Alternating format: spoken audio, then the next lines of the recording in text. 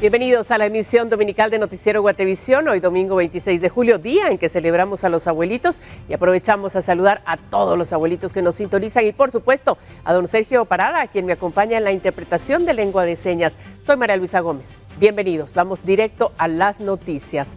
Vamos a hablar de 2 menores de edad y 2 adultos que sufrieron quemaduras en distintas partes del cuerpo causadas por una explosión de una cohetería en Zumpango, Zacatepeques. El hecho se registró en horas de la mañana y los cuerpos de socorro acudieron a la emergencia.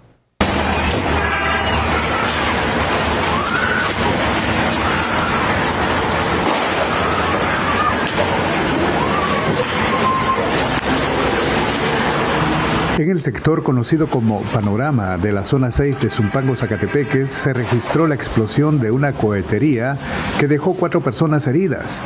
El hecho se registró en horas de la mañana de ayer sábado.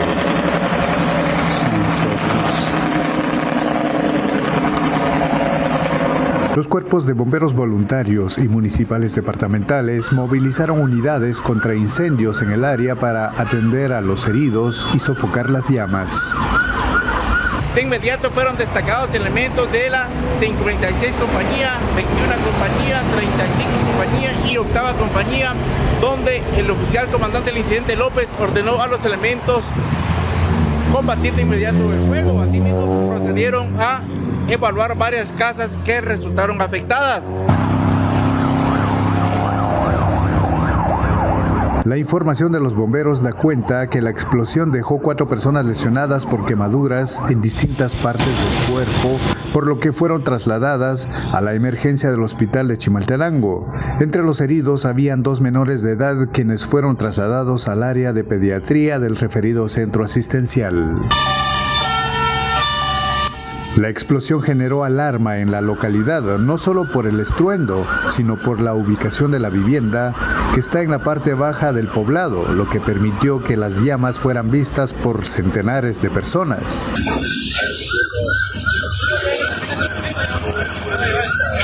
Al lugar también se presentaron autoridades, quienes iniciaron con las investigaciones para determinar qué ocasionó el incidente.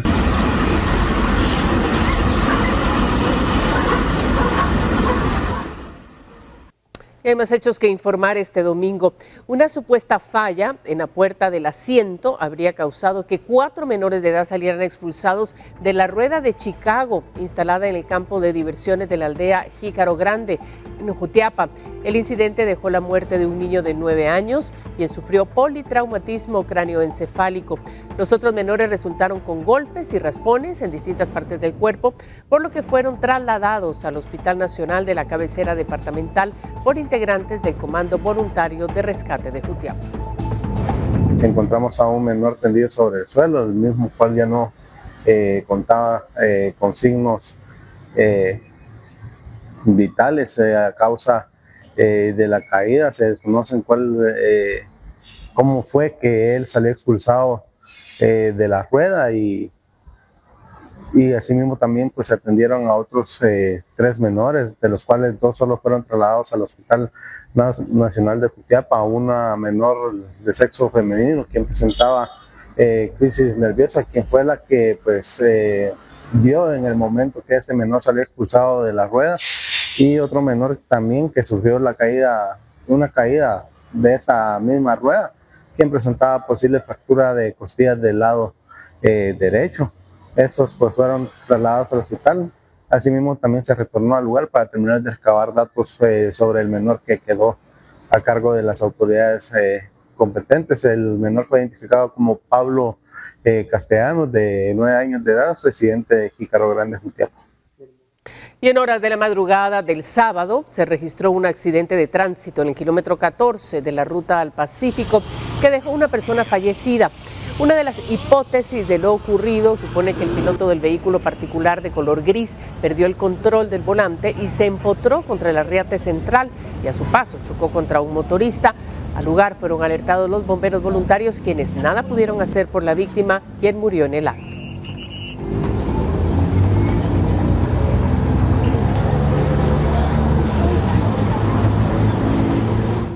Y agentes del Departamento de Tránsito de la Policía Nacional Civil informaron que la captura de un piloto en estado de ebriedad que conducía un automóvil en la zona 9 capitalina. La información indica que los agentes efectuaban un operativo en la segunda calle y séptima avenida para evitar que se produzcan carreras clandestinas. Durante la rutina del procedimiento, la policía le marcó el alto a un vehículo color negro con placas de circulación P171 FSD, cuyo piloto, identificado como Marvin N., fue consignado ante juez competente tras haber dado positivo en una prueba de alcoholemia. También se le incautaron bebidas alcohólicas que llevaba en el interior del vehículo.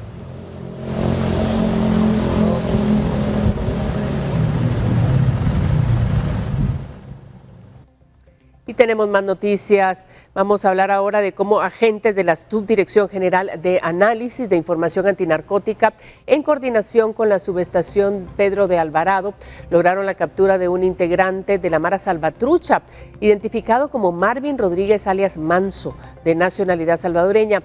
La detención se produjo en Aldea El Sitio, en Oratorio, Santa Rosa. El marero salvadoreño tenía tatuajes alusivos a la estructura criminal MS y por ingresar a Guatemala sin llenar requisitos migratorios fue expulsado del país al ser entregado a las autoridades salvadoreñas en la aduana La Achadura.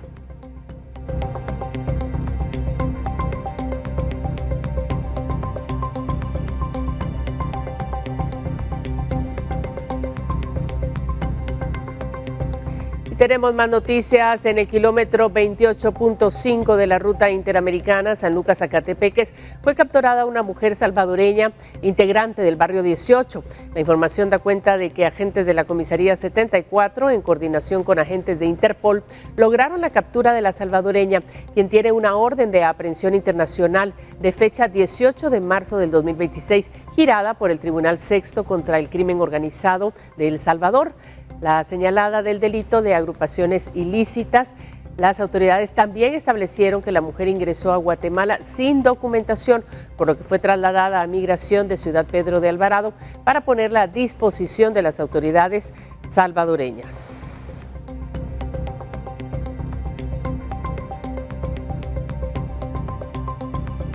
Y hay más. En el caserío Aguatibia, en Monjas, Jalapa, agentes de la comisaría 22 reportan la captura de César N., de 28 años, y José N., de 26, este último de nacionalidad colombiana. Ambos se conducían en un pick-up blanco y al momento de la inspección se les incautó una pistola Taurus con un cargador, mientras que a José N. se le localizó una pistola con 2 cargadores y 49 municiones sin la documentación respectiva. Además, se les decomisó un teléfono celular. En el caso de José N. se realizaron las diligencias migratorias correspondientes para coordinar su traslado a su país de origen, conforme a los procedimientos legales establecidos.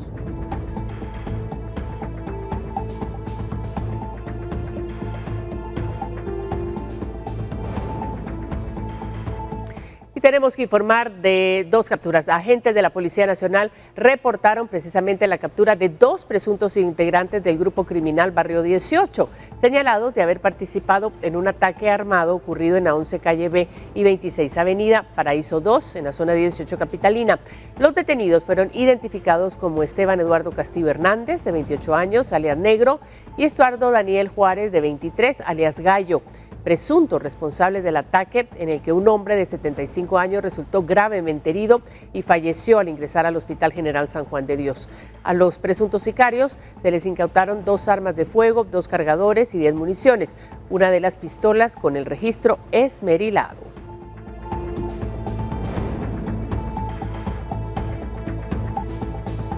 Por otra parte, en el Centro Preventivo para Mujeres de la Zona 1 de Quetzaltenango, investigadores de la División Especializada en Investigación Criminal de la Policía Nacional Civil notificaron una nueva orden de captura a la privada de libertad Reina Mercedes Chet de León, de 32 años, sindicada de los delitos de asociación ilícita y obstrucción extorsiva de tránsito, quien guarda prisión por los delitos relacionados con extorsión. La sindicada había sido capturada en la colonia Santa Isabel II, en la zona 3 de Villanueva, el 7 de junio de este año, y era requerida por 9 órdenes de aprehensión por los delitos de extorsión y extorsión en forma continuada, emitidas por distintos juzgados del país entre septiembre del 2025 y abril del 2026.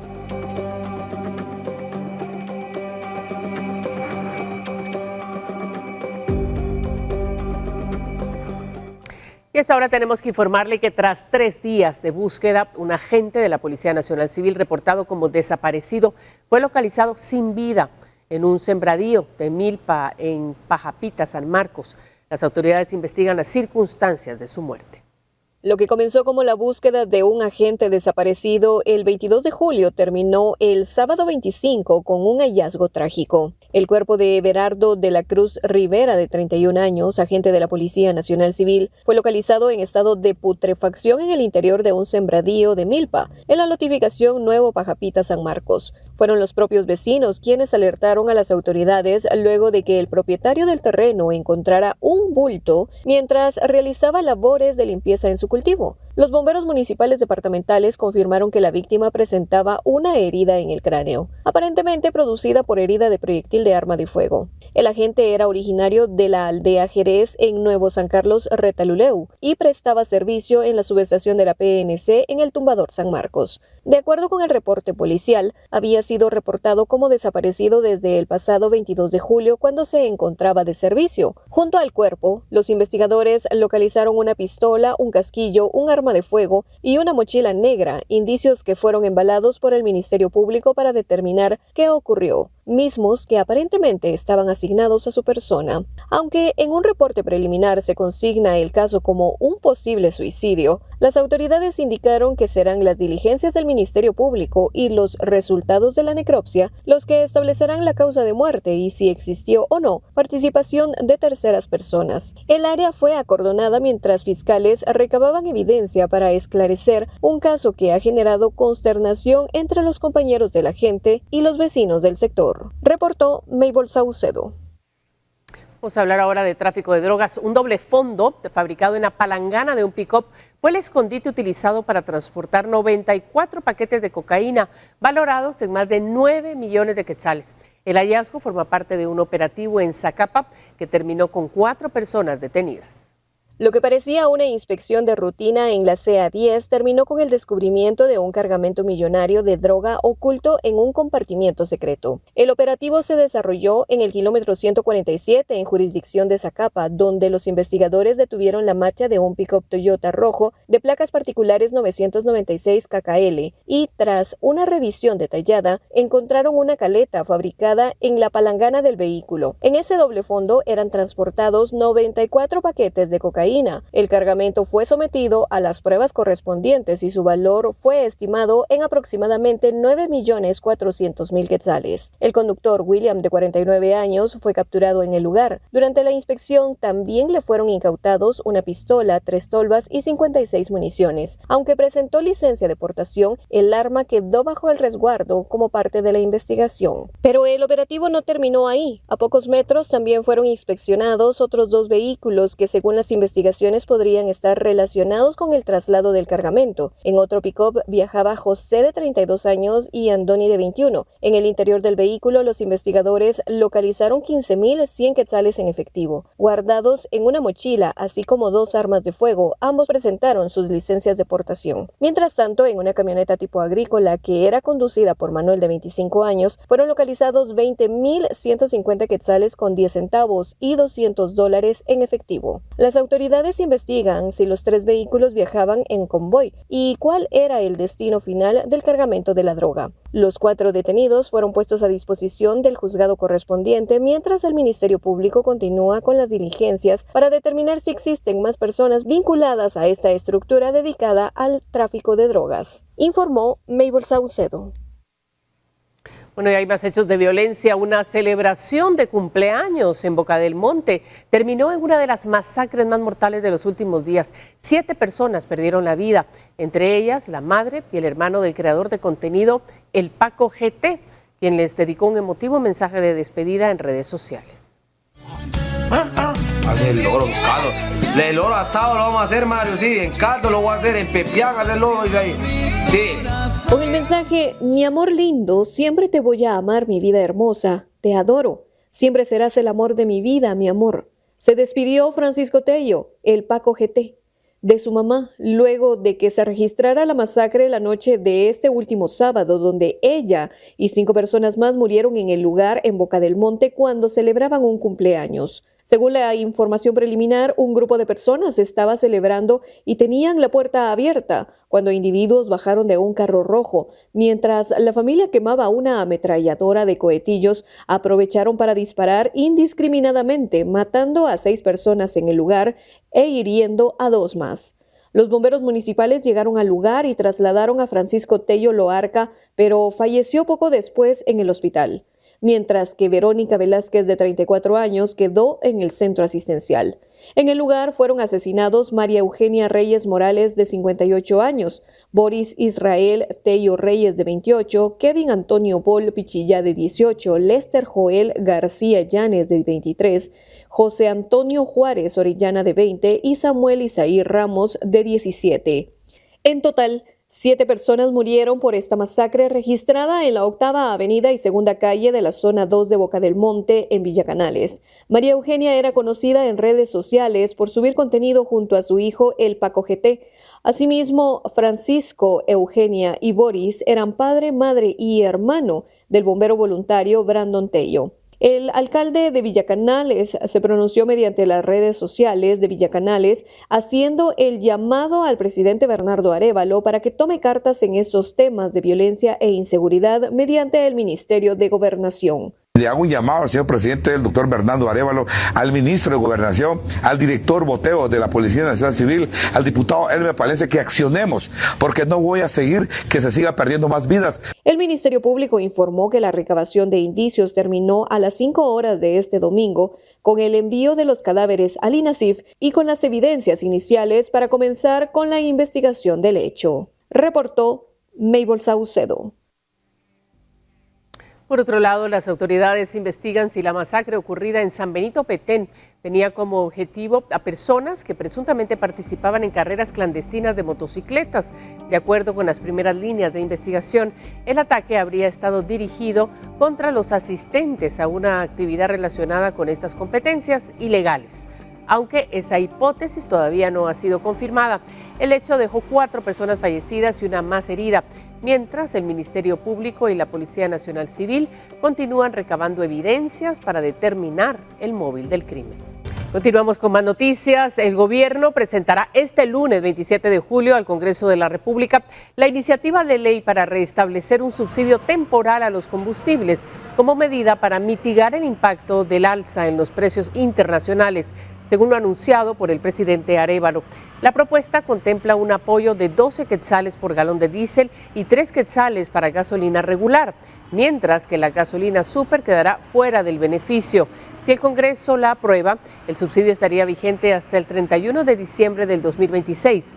El Ejecutivo asegura que los recursos provendrán de una readecuación presupuestaria sin contratar nueva deuda.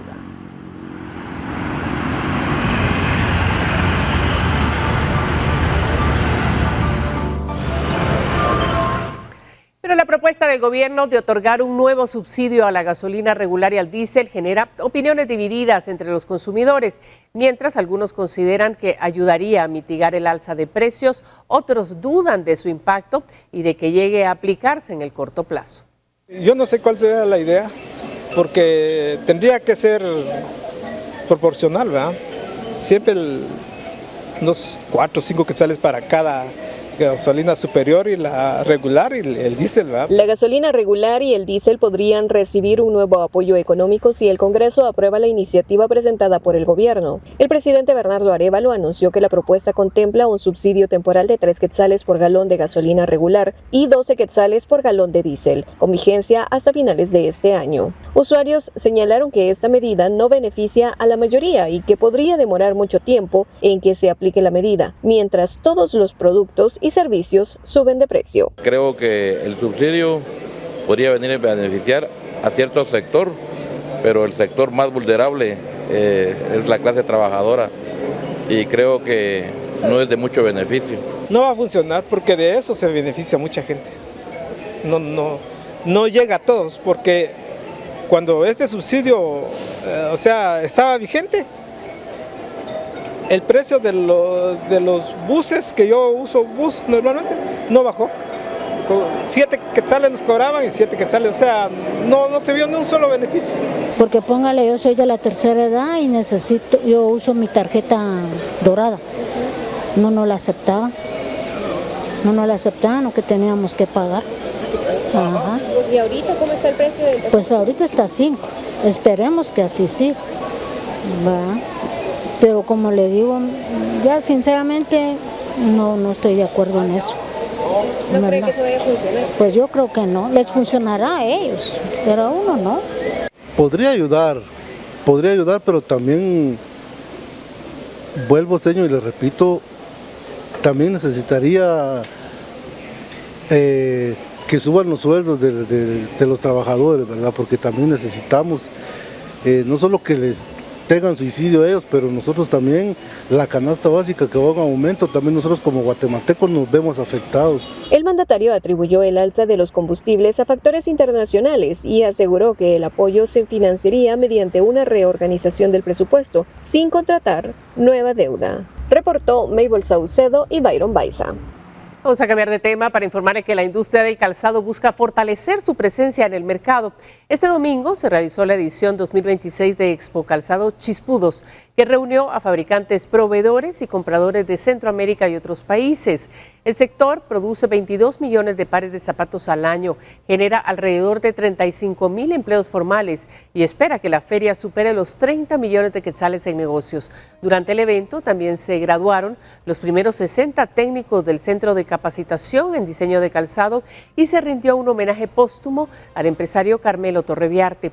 Representantes del sector advirtieron que 7 de cada 10 pares de zapatos que se venden en el país ingresan de forma irregular o incumplen la legislación vigente, lo que afecta la industria formal.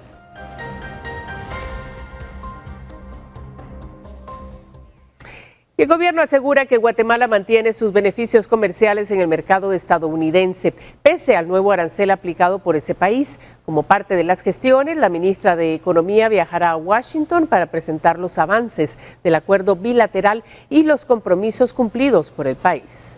Alrededor del 75% de los productos que Guatemala exporta a Estados Unidos continuarán ingresando sin pagar el nuevo arancel impuesto por ese país, según el análisis de Agexport. El sector exportador explicó que solo una cuarta parte de las exportaciones seguirá sujeta a un arancel del 10%. Entre ellas figuran productos agrícolas como melón, sandía, berries y algunos vegetales, además de ciertas manufacturas. Por su parte, la ministra de Economía aseguró que Guatemala mantiene sus beneficios comerciales en el mercado estadounidense. Tenemos un 72.4% de productos que quedaron a 0, hay un porcentaje de productos que quedó a 10 y un porcentaje muy pequeño que quedó entre 15 y 20.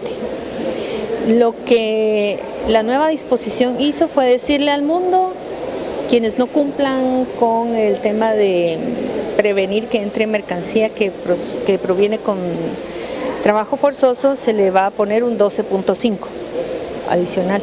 Nosotros no caímos ahí, estamos en las condiciones que tenemos del acuerdo que firmamos. Y eso es lo que nos respalda, o sea, el haber firmado ese acuerdo realmente nos ha blindado y por supuesto nosotros tenemos que seguir haciendo lo que nos corresponde. La ministra señaló que Guatemala ha cumplido los compromisos adquiridos, muchos de ellos ya contemplados en el Tratado de Libre Comercio CAFTA. Asimismo, indicó que viajará a Washington para presentar los resultados de los primeros 6 meses del acuerdo suscrito con Estados Unidos. Pero vamos a rendir cuentas de miren, nosotros como país estamos cumpliendo porque nos conviene cumplir, porque fueron los acuerdos originalmente establecidos en el CAFTA y nos ayuda.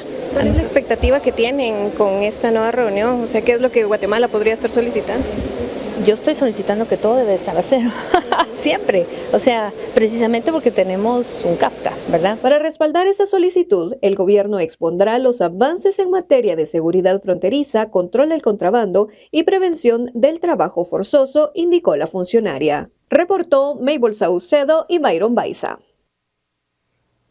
Mire, esta semana estuvo marcada por distintas protestas dentro del territorio nacional ante una escalada en los precios del combustible, así como de un recurso planteado ante la Corte Constitucional de parte del Ejecutivo debido a la interpelación de ministros en el Congreso. Vamos a ver la semana en detalle.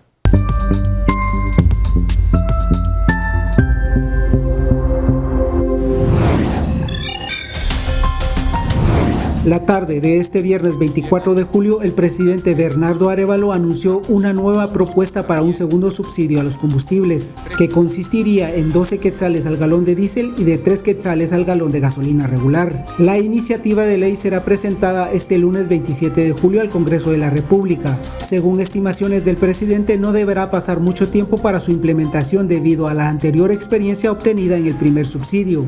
El presupuesto total para este segundo subsidio a los combustibles será de 3.480 millones de quetzales, que vendrían de espacios presupuestarios que no están comprometidos en ministerios como el de Finanzas, Agricultura, Desarrollo Social, Defensa Nacional y Gobernación. No serán tomados en cuenta para la captación de recursos los ministerios de Salud, Educación y Comunicaciones. Esta medida fue tomada tras varios días de manifestaciones y bloqueos de carreteras en varios puntos de la ciudad capital y departamentos del país, por el alza en los precios de los combustibles que en los últimos días tuvieron un incremento sustancial. Los cierres de los tramos carreteros, marchas y protestas ocurrieron desde el martes último y culminaron hasta la tarde del viernes. En algunos casos hubo confrontaciones entre manifestantes y fuerzas de seguridad, al buscar dejar libre los pasos que fueron interrumpidos por varias horas.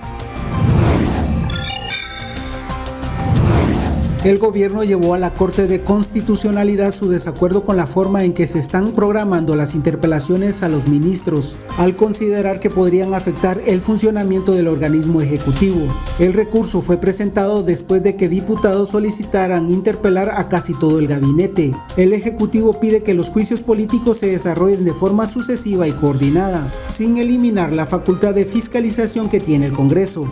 De acuerdo con cálculos estimados por el presidente Bernardo Arévalo, solo este año se han recibido 856 citaciones equivalentes a 1.600 jornadas laborales estimadas entre los distintos ministerios del Estado, y puntualizó que a veces se tienen hasta 8.8 y 9 citaciones por día hábil. La bancada de la Unidad Nacional de la Esperanza rechazó los señalamientos del mandatario mediante un comunicado y recordó que las interpelaciones son un derecho establecido en la Constitución y en la ley orgánica del organismo legislativo. Además, afirmaron que continuarán ejerciendo su labor de fiscalización al Ejecutivo. El diputado Orlando Blanco, de la bancada Voz, hizo un llamado a las distintas bancadas del Congreso a que se haga un uso responsable de las interpelaciones y agregó que este recurso también es usado como un mecanismo de chantaje para obtener plazas, proyectos y bonificaciones, lo que, a su criterio, desdice mucho del quehacer de los diputados y desconfigura el propósito de la interpelación. Judith Celina Vargas Monroy, cuñada del ex candidato presidencial Manuel Valdizón, fue sentenciada a 6 años de prisión inconmutables por el delito de asociación ilícita en un juicio llevado a cabo por el Tribunal de Mayor Riesgo A, dirigido por el juez Walter Mazariegos. Vargas Monroy enfrentó debate por su presunta participación en una estructura que habría recibido sobornos de la constructora brasileña Odebrecht. La investigación señalaba que esos sobornos habrían sido entregados a cambio de la adjudicación de contratos para la construcción de carreteras en el país. Además, indica que junto a otras personas habría creado varias empresas para recibir y administrar los fondos provenientes de esos pagos ilícitos. Para el próximo 24 de julio, el tribunal programó la audiencia de reparación digna donde se indicará el monto económico que debe pagar al Estado. La iniciativa de ley de ciberseguridad avanzaba este miércoles 22 de julio en el Congreso, donde se discutió las penas para los delitos informáticos. El proyecto contempla sanciones más severas cuando los ataques afecten servicios públicos o se cometan desde cargos de poder. Otro de los aspectos pendientes es la estructura que coordinaría las acciones de ciberseguridad en el país. La propuesta contempla la participación de distintas instituciones vinculadas con la seguridad y la inteligencia del Estado. Según parlamentarios, entre las entidades que podrían tener participación se encuentran el Ministerio de la Defensa, el Ministerio de Gobernación, la Secretaría de Inteligencia Estratégica y el Consejo Nacional de Seguridad. La propuesta continúa en fase de análisis jurídico. La revisión de las penas y del modelo institucional todavía no ha concluido. Tras meses enfocados en los trabajos de recuperación del Aeropuerto Internacional La Aurora, el gobierno asegura que el siguiente paso es planificar una nueva terminal internacional. Según el viceministro de Transportes José Fernando Suriano, La Aurora enfrenta limitaciones para seguir creciendo. Su ubicación, el espacio disponible y las condiciones de su pista reducen las posibilidades de una ampliación de gran escala, por lo que el gobierno volvió a plantear la idea de construir un nuevo aeropuerto en la costa sur, una propuesta que ha existido desde la década de 1970 pero que nunca se concretó. Por ahora, el proyecto se encuentra en una fase 0. El gobierno espera que antes de finalizar el año exista una primera ruta técnica sobre el proyecto. Sin embargo, la construcción de un nuevo aeropuerto todavía dependerá de los estudios, del marco legal y de la inversión privada que logre concretarse.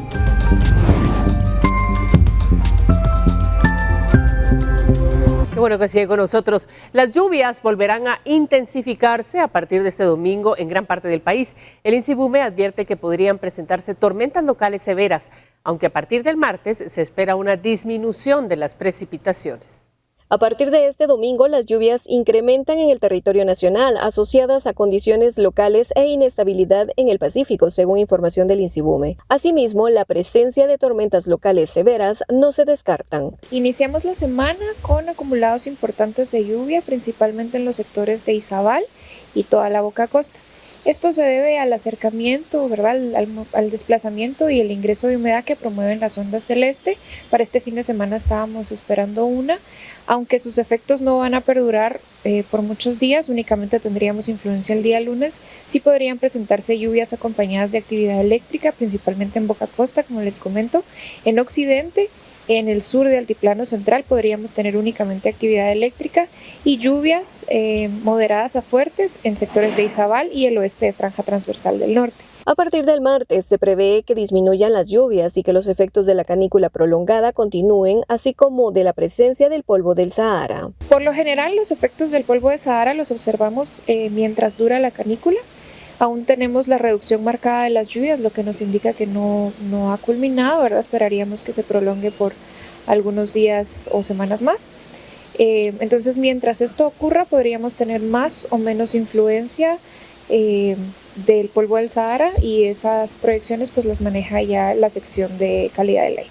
La canícula prolongada es interrumpida por ondas del este y es por ello que se han presentado lluvias en el territorio nacional. Reportó Mabel Saucedo y Byron Baiza. Hay que tomar nota de esta información. Ahora, en Mundo Insólito le traemos las noticias que fueron virales en redes sociales durante los últimos días. Captaron la atención de los internautas, eventos naturales, actos de valentía y huidas en pánico. Veamos. Una tragedia ha conmocionado. 10 personas muertas y 40 highway y terminó volcado entre los árboles.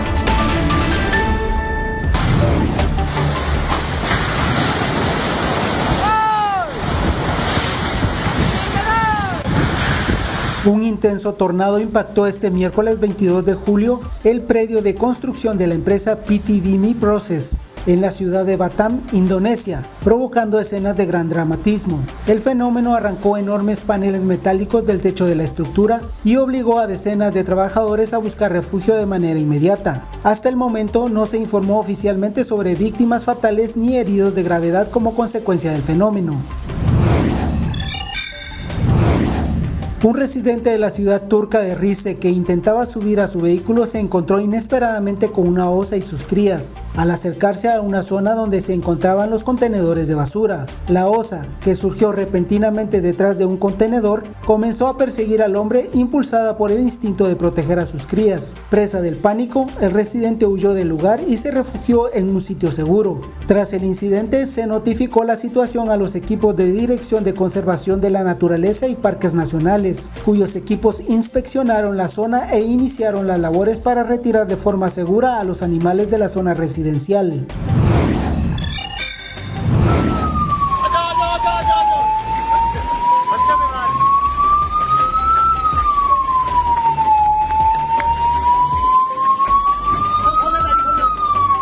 Un equipo de respuesta de emergencias de la Autoridad Nacional de Carreteras de la India rescató a un bebé de 7 meses que dependía de soporte de oxígeno, después de que un deslizamiento de tierra bloqueara la carretera en el distrito de Chamba, Pradesh. En el video que se hizo viral se ve a un trabajador con una chaqueta roja, atravesando a toda prisa una zona de alto riesgo entre los escombros que caían de la montaña. La oportuna intervención del hombre permitió trasladar al niño hasta una ambulancia que lo esperaba en el extremo del camino. Segundos después fue alcanzado por familiares que también hicieron el mismo recorrido. De acuerdo a medios locales, el bebé fue trasladado a salvo durante la emergencia médica. La elefanta Cam Phong decidió tomar prestado un rastrillo para rascarse. Después de disfrutar de un tratamiento de spa improvisado, devolvió el artículo a su cuidador con máxima cortesía. No es la primera vez que esta simpática elefanta conquista las redes. Su carisma ya la ha convertido en toda una estrella viral. Este peculiar suceso ocurrió en el Centro de Conservación de Elefantes de Tailandia, en el distrito de Han Chat, provincia de Lampang. Este es el único campamento estatal de elefantes del país. Alberga un hospital veterinario especializado y cuida a más de 50 ejemplares asiáticos. 10 personas muertas y 40 highway y terminó volcado entre los árboles.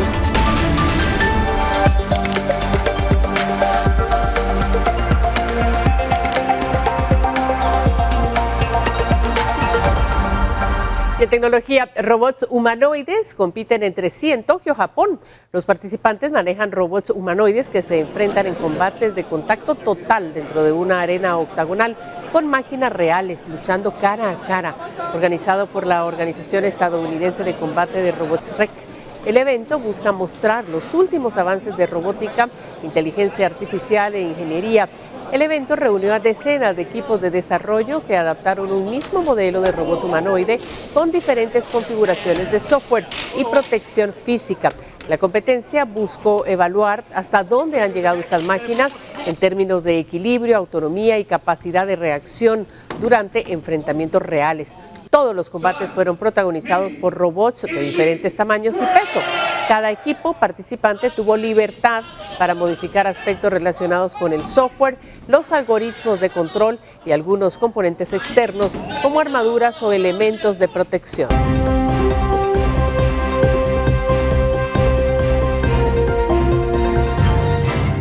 Tenemos noticias del mundo. Vamos a empezar en nuestra región. El expresidente de Honduras, Juan Orlando Hernández, regresó este domingo a Honduras, casi 8 meses después de que el mandatario estadounidense Donald Trump lo indultara de una condena a 45 años de cárcel por narcotráfico.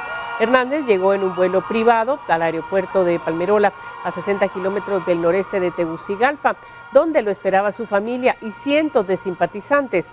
El exmandatario recibió el perdón previo a las elecciones presidenciales de noviembre pasado. Cabe recordar que un juez federal de Nueva York condenó a Hernández a 45 años de cárcel en junio del 2024, 2 años después de su extradición. Hernández, que gobernó entre 2014 y 2022 y quien se declara víctima de persecución, enfrentará ahora a la justicia hondureña, acusado del desvío de $2 millones de fondos públicos para financiar su primera campaña presidencial.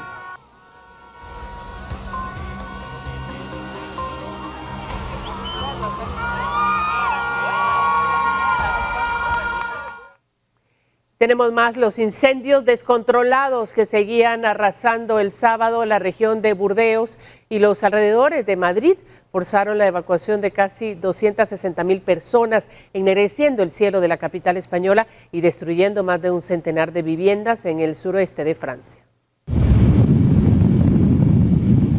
Los incendios descontrolados que seguían azotando el sábado la región francesa de Burdeos y los alrededores de la capital española forzaron la evacuación de casi 260,000 personas. En el oeste de la región de Madrid, 2 siniestros forestales independientes se unieron el viernes para convertirse en un enorme incendio, que estuvo a punto de fusionarse con otro más en la vecina región de Castilla y León.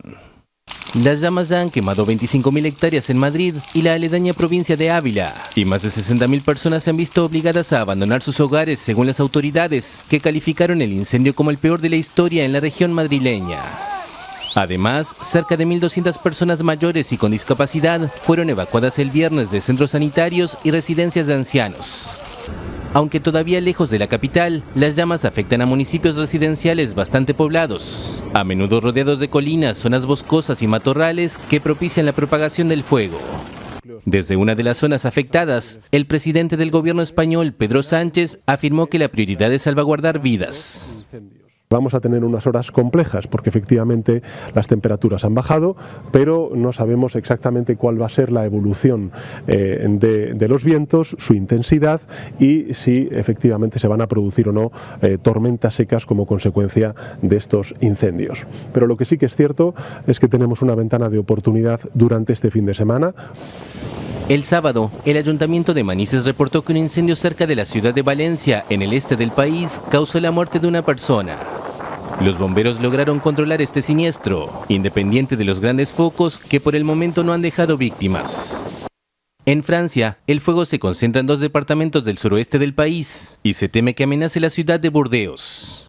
El ministro del Interior, que habló de una pequeña tregua, indicó el sábado que 167.000 personas habían sido evacuadas en el departamento de Gironda, a las que se suman unas 30.000 desalojadas en el departamento vecino de Las Landas. Según las autoridades, las llamas en Gironda ya han arrasado más de 32.000 hectáreas, 3 veces la superficie de París, y han destruido al menos 140 edificios. Y decenas de personas realizaron un minuto de silencio por los fallecidos de los terremotos del 24 de junio en Venezuela, que ya suman más de 5.500 muertos en las ruinas de un complejo de vivienda social que se desplomó en La Guaira. Decenas de personas realizaron el viernes un minuto de silencio por los fallecidos de los terremotos del 24 de junio en Venezuela, que ya suman más de 5.500 decesos. En la llamada zona cero del sector Caraballeda en La Guaira, estado vecino de Caracas que quedó devastado por los sismos, se detuvieron las labores de rescate de cuerpos y de remoción de escombros para iniciar un homenaje a las víctimas. A las 18:04 locales, la hora exacta de la catástrofe, las personas reunidas guardaron un minuto de silencio. El ruido de las máquinas, el golpe de los martillos y de los taladros dieron paso a las oraciones de una mujer con un rosario en mano por el descanso eterno de los fallecidos. Dolor y tristeza, ahorita tenemos todos los sentimientos que no sabemos cómo expresarlo. Hoy ya se cumplió un mes de esta triste y dolorosa tragedia y partida de familiares, amigos y conocidos.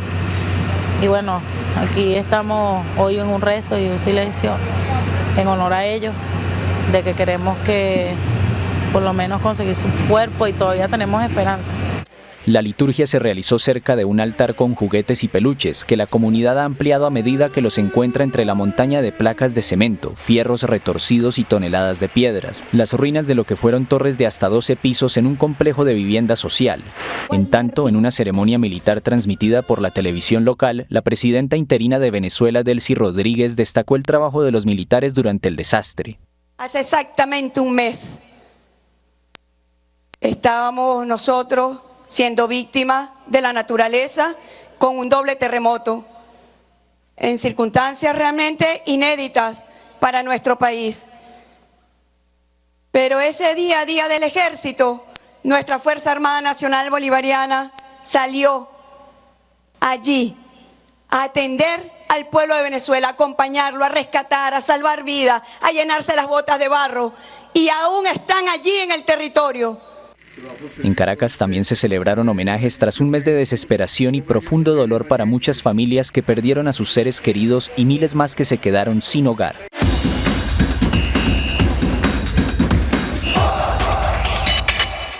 En el deporte, Guatemala tuvo a su primera campeona en los Juegos Centroamericanos y del Caribe Santo Domingo 2026. La taekwondista Alejandra Higueros abrió el medallero nacional con una actuación que la consolida como una de las mejores del mundo.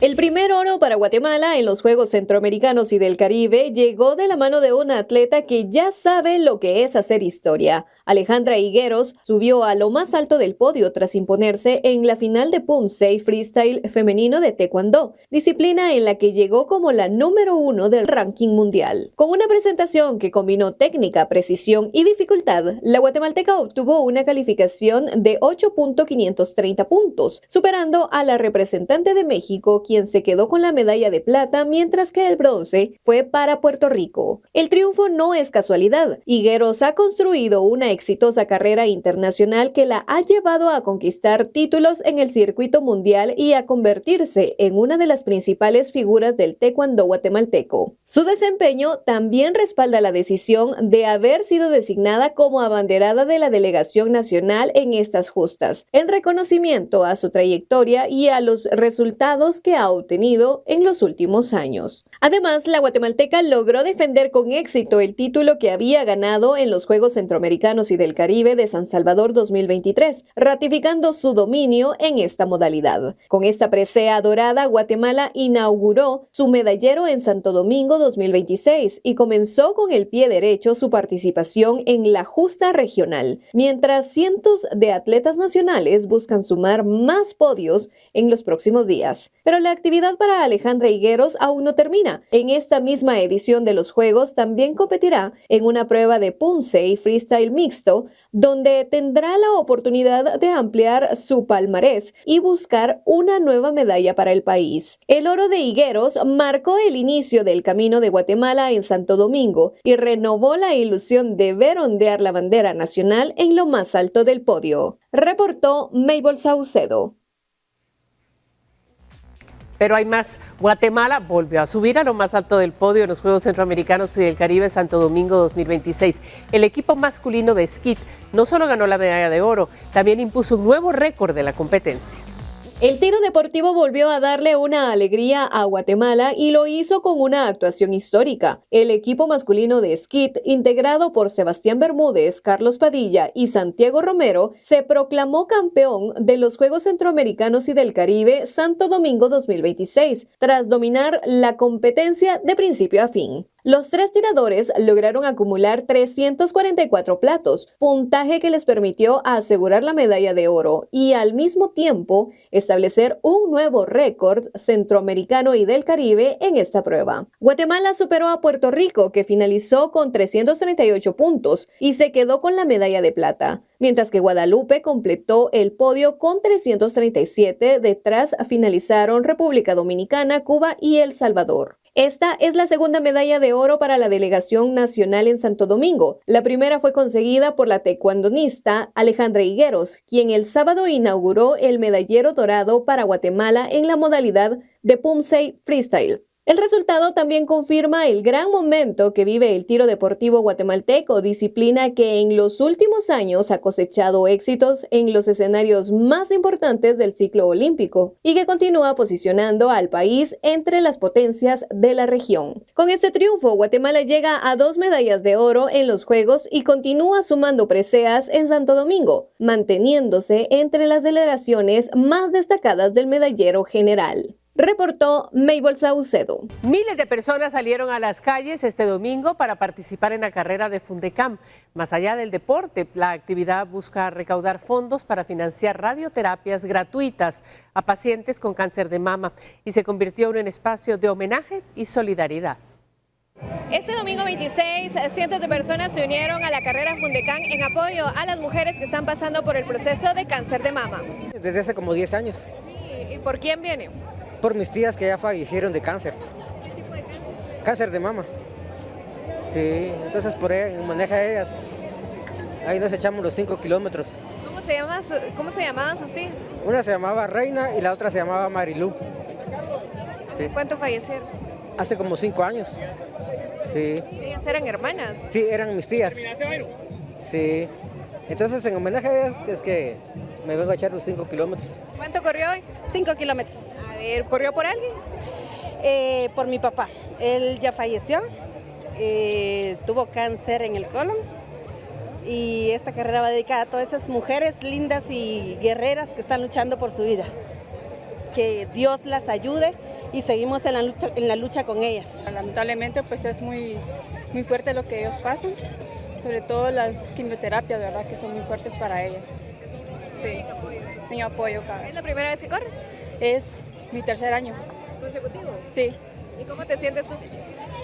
Muy satisfecha. Más de 15,000 personas participaron este domingo en la carrera organizada por Fundecán, casi el doble de corredores que asistieron el año pasado, que fueron 8,000. La actividad concluyó sin incidentes y los fondos recaudados serán destinados a brindar radioterapias gratuitas a pacientes con cáncer de mama. Muchos corrieron en memoria de un ser querido, otros para acompañar a mujeres que enfrentan la enfermedad, y también hubo quienes se sumaron con el objetivo de apoyar la causa a través del deporte. Con imágenes de Byron Baiza para Noticiero Guatevisión, Mabel Saucedo. Mire, y los abuelos fueron los protagonistas de este día. Entre abrazos, mensajes y reuniones familiares, muchos celebraron el cariño de hijos y nietos, mientras otros recordaron el valor de su papel como guías y pilares de sus familias. ¡Feliz Día del Abuelito! 26 de julio, Día de Santa Ana y San Joaquín, y desde la iglesia de Santa Ana, desde la zona 5 capitalina, se celebraron a los abuelitos hoy en su día, y en ese sentido también es importante que recordemos que Santa Ana y San Joaquín fueron los padres de la Virgen María. Por eso hoy desde la iglesia católica y a nivel nacional, también mundial, se celebra el Día de los Abuelos. Bendito sea Dios, dándole gracias a mi mamacita Santa Ana. Estoy feliz de estar viviendo y dándole gracias a Dios por ello. Estoy agradecido con Dios y con toda la Corte Suprema. Y mi mamá, abuelita y mamadita acá. Eso estoy feliz. ¿Cómo te llamas? Julián. Julián, ¿cuántos años tienes? 5. ¿Y quieres mucho a tu abuela? Sí. ¿Cómo se llama tu abuelita? María. María. Mándale un saludo aquí en la cámara. Feliz Día de los Abuelos. Feliz Día de los Abuelos. Contenta, mucho gozo en mi corazón, especialmente por la palabra de hoy que me llenó muchísimo, y qué bendición para todos los abuelos. Feliz, feliz, feliz. Un mensaje para todos los abuelitos, felicítelos. Felicitaciones para los abuelitos, para todos, que usted se los... Muchas gracias. Claro que sí, un saludo para todos los abuelitos, por supuesto, los que están y los que ya no están con nosotros, pero siempre están en nuestro corazón. Gracias a usted por su sintonía, nos vemos mañana con más información. Hasta pronto, descanse.